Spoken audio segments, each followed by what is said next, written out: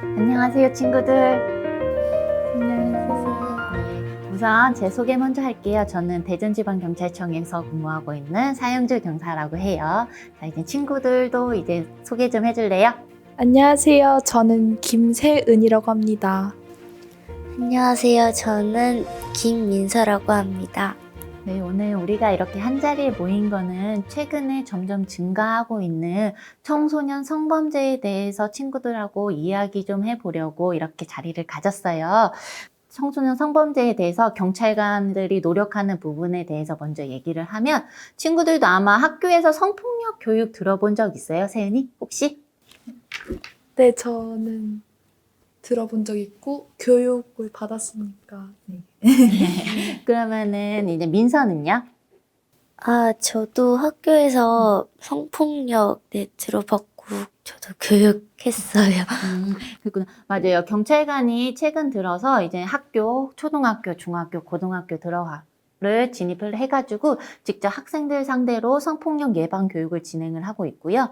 학생들뿐만 아니라 여성단체 기관과 협약을 맺어서 많은 여성분들에게도 성폭력 예방 강의를 하고 있고, 이제 몰래카메라도 들어봤을 거예요. 그런 카메라 몰래 촬영하는 것도 엄연히 범죄 행위이기 때문에 각 화장실을 돌아다니면서 이제 성폭력 불안 요소를 점검하는 예방 활동을 하고 있을 뿐만 아니라 피해자들에게 사후 지원, 상담 같은 사후 지원까지 이제 적극적으로 나선다는 방침을 세우고 현재 진행 중에 있어요. 이런 내용들을 경찰관들이 지금 하고 있는 실정이고요. 이제 한 번 더 구체적으로 청소년 성범죄에 대해서 진행을 해보려고 하는데요. 이제 먼저 민서, 혹시 그루밍 성폭력이라고 들어본 적 있어요? 그냥 성폭력이라고는 많이 들어봤는데, 그루밍 성폭력이라고는 못 들어본 것 같아요. 이젠 그럼 그루밍 성폭력에 대해서 선생님이 간단하게 설명을 해줄게요.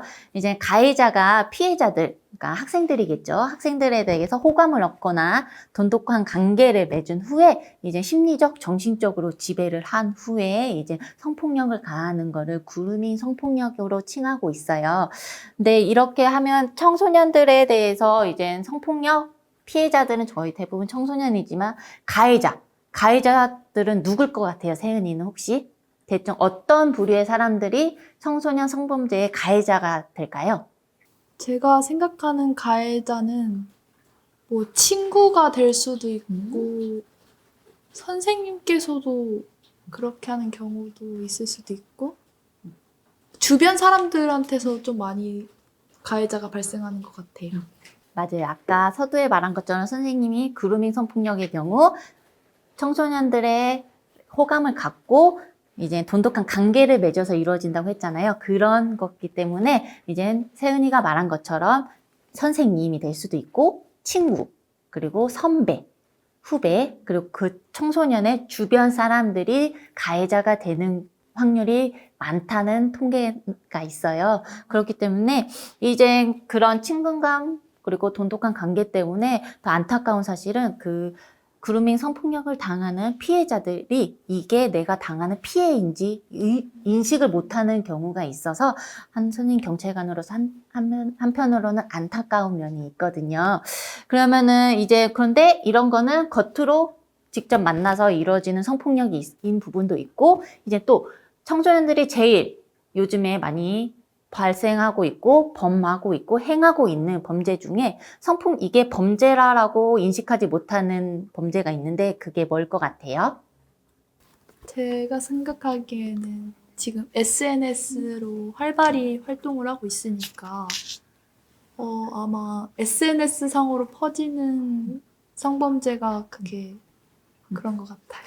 맞아요. 지금 보면 세은이 옆에도 핸드폰이 있고 민서 옆에도 핸드폰이 있어요. 요즘 청소년들 중에 핸드폰 없는 친구들 아무도 없을 거예요. 그렇죠? 그렇게처럼 청소년들은 이런 핸드폰 기기를 사용을 해서 행하는 성범죄 유형이 있는데 그걸 안타깝게도 친구들은 호기심일 뿐 이게 범죄라고 인식을 못하는 경우가 있어요. 보면 친구들 셀카 잘 찍죠? 각도를 중요시하면서 셀카를 잘 찍는데 그런 얼굴을 찍는 셀카는 괜찮지만 만약 친구들의 뭐 안쪽 허벅지를 찍거나 가슴을 찢거나 뭐 밀접하게는 성기를 찍는 이렇게 찍는 자체도 범죄 행위, 청소년 성범죄 범죄, 사이버 성폭력 범죄에 행하지만 그 사진을 인터넷상에서 유포를 하는 경우에도 엄연히 처벌받는 사이버 성폭력이에요. 그런데 지금 청소년들은 이게 범죄가 된다는 거를 인식을 못하고 있어요. 그래서 지금 선생님이 이 자리에서 정확하게 범죄가 되는 부분에 대해서 짚어주면 몰래 타인의 신체를 찍는 행위, 이런 행위뿐만 아니라 그런 사진을 인터넷을 이용해서 유포하는 행위도 엄연히 형법상, 특별법상 처벌받을 수 있는 사이버 성폭력이라는 거를 꼭 인지를 해주고 주변 친구들한테 이거는 범죄니 하면 안 된다라고 친구들이 꼭 이야기를 해줬으면 좋겠어요. 네. 이것처럼 최근에도 선생님이 상담을 거친 친구가 있는데요. 제일 안타까운 사례였던 게 한 가지가 있는데 그 사례를 소개를 할게요. 이제 그 친구는 학교 폭력을 당한 안타까운 친구였어요. 그런데 그 주변에 친구가 없었어요. 그런데 단순히 아까 세은이가 말한 것처럼 SNS를 통해 불상, 전혀 모르는 남자를 만났어요. 그래서 직접 만나는 행위는 끝까지 없었고 단순히 채팅, 핸드폰 채팅으로만 가깝게 접근을 했는데 그 친근하게 다가오다가 나중에는 그 여자아이한테 가슴 사진을 찍어 보내봐. 그리고 네 성기 사진을 찍어 보내봐. 라고 해서 사진을 전송을 했어요. 왜냐? 이 친구는 그 오빠랑 그 남자, 불쌍히 오빠랑 계속 연락을 하고 싶었던 마음에 내가 사진을 보내지 않으면 이 오빠는 나랑 연락을 하지 않겠구나 라는 두려움에 이제 사진을 전송을 했는데 그 사진 어떻게 됐을까요? 됐을 것 같은데. 맞아요. 인터넷상에서 그 사진이 다 유포가 돼버렸어요. 근데 그 피해자가 그 사실을 어떻게 알았을 것 같아요?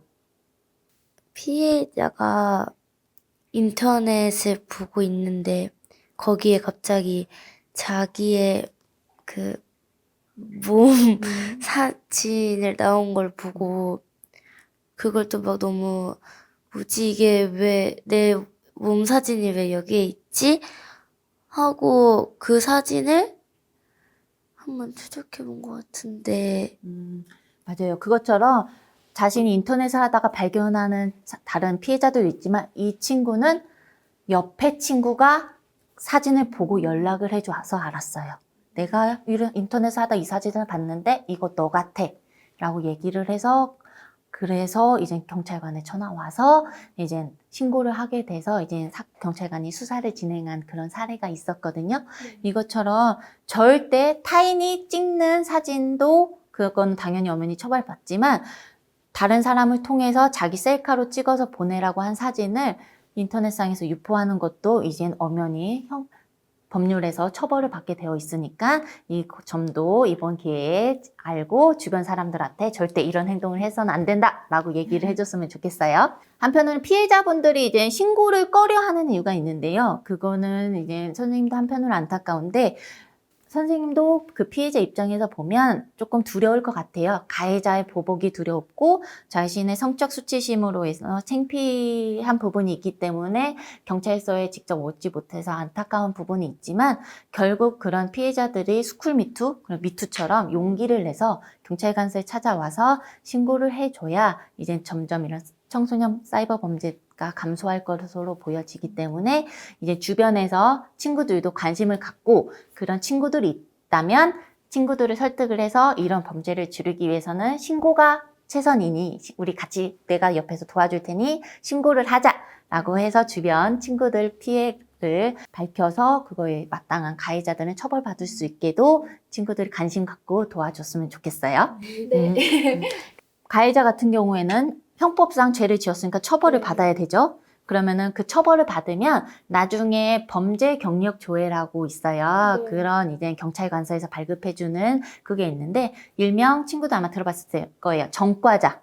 네, 전과자가 되는 거예요. 그런 범죄를 했을 때. 그렇기 때문에 나중에 공무원이 된다면 공무원을 될 수가 없어요. 범죄 경력 조회를 제출을 해야 되기 때문에 그 사항이 성폭력 범죄라고 기재가 되어 있기 때문에 취업을 할 수가 당연히 없겠고요. 네. 그리고 또 우리나라에서는 성범죄자들에 대해서 신상정보 공개를 하고 있어요. 그렇기 때문에 이런 거는 이제 청소년 성범죄 예방뿐만 아니라 국민의 안전 그리고 전체 모든 네. 대한민국에서의 성폭력 범죄를 예방하고자 이렇게 진행을 하고 있는 건데요. 신상정보 공개는 법원에서 결정을 해요. 네. 법원에서 결정하고 이런 어떤 사람이 성범죄자라는 거를 알기 위해서는 실명 인증을 거친 성인이라면 누구든지 인터넷상에서 성범죄자 알림 이 사이트에 들어가면 열람을 할 수가 있고요. 그리고 또한 그 성범죄자 같은 경우에는 형 또는 치료 감호를 선고받고 형 집행 후 10년 동안 이제 초, 중, 고등학교, 어린이집, 그리고 이제 체육시설, 네. 가정방문 학습지 그런 관련해서 아동 청소년 관련해서 이제 교육기관에 취업을 할 수가 없어요.